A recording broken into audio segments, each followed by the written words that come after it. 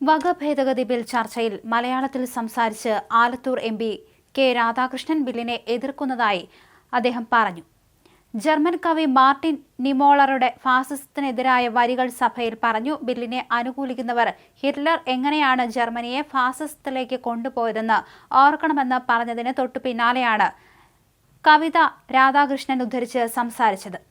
നിയമമന്ത്രി അവകാശപ്പെട്ടതുപോലെ പാവപ്പെട്ടവർക്കോ കുട്ടികൾക്കോ വനിതകൾക്കോ വേണ്ടിയല്ല ബിൽ അവതരിപ്പിക്കുന്നതെന്ന് അത് കൊണ്ടുവന്ന സർക്കാരിനറിയാം. തെറ്റായ സമീപനത്തിലൂടെ സമൂഹത്തെ ഭിന്നിപ്പിക്കാനുള്ള ശ്രമമാണ് സർക്കാരിന്റെ ഭാഗത്തുനിന്ന് ഉണ്ടായിരിക്കുന്നത്.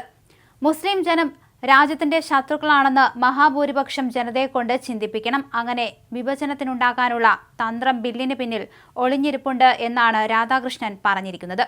ബില്ല് വഖഫ് സ്ഥാപനങ്ങളുടെ സ്വയംഭരണത്തിന് നേരെയുള്ള കടന്നാക്രമണമാണ്, ഭരണഘടനയുടെ ലംഘനമാണ്, ഭരണഘടന ഉറപ്പു നൽകുന്ന മൗലികാവകാശങ്ങളുടെ ലംഘനമാണ്, രാധാകൃഷ്ണൻ പറഞ്ഞു.